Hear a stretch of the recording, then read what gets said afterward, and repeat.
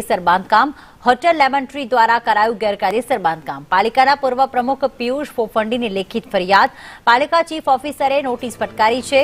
રાજેન્દ્ર ભુવન road પર આવેલી છે લેમન ટ્રી હોટેલ સરકારી જમીન પર કબજો કરવાના ષડયંત્રનો આક્ષેપ થઈ રહ્યો છે।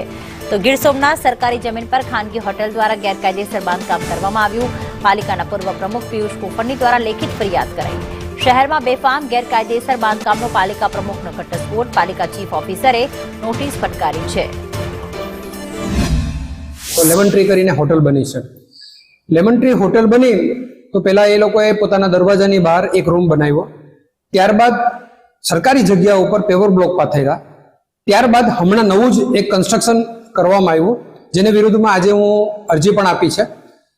ટોટલી સરકારી જમીન ઉપર કબજો કરવા માટે એ લોકોએ પેવર બ્લોક પાથર્યા છે, 2 રૂમ બનાવવામાં આવ્યા છે અને આખું ફેન્સિંગ કરવા માટેની પ્રક્રિયા હાલ ચાલુ છે, જેના ફોટા પણ હું આ સાથે ચીફ ઓફિસર શ્રીને સબમિટ કરું છું। ગેરકાયદેસર બાંધકામો પૂરજોશમાં ચાલી રહ્યા છે। વિભાગ અત્યારે મંજૂરી આપવામાં પણ ઘણા બધા અવડા કરે છે અને મંજૂરીઓમાં જેને મળવાની છે એને નથી મળતી અને નથી મળવાની એ લોકો મંજૂરી વગરના બાંધકામો કરી રહ્યા છે। એક કમ્પાઉન્ડ વોલની બારે સરકારી જગ્યા પર એમને એક રૂમ બાંધેલો છે, હું અમારા ધ્યાનમાં આવેલો અને ફરિયાદો પણ થોડી થયેલી છે, તો એ પણ તાત્કાલિક હટાવવા માટે અમે એને નોટિસ આપી છે।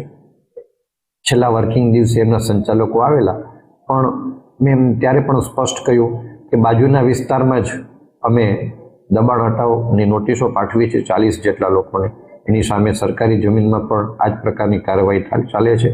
તો તમને આમાં કોઈ પણ પ્રકારની રાહત મળી શકે નહીં અને તમે એટલે કે આ સદર હોટલે જે કંઈ પોતાની મિલકત બારે બાંધકામ એક રૂમ વગેરે જે કંઈ બનાવ્યો છે એ કોઈ પણ હિસાબે એને દૂર કરવાનું જ રહેશે।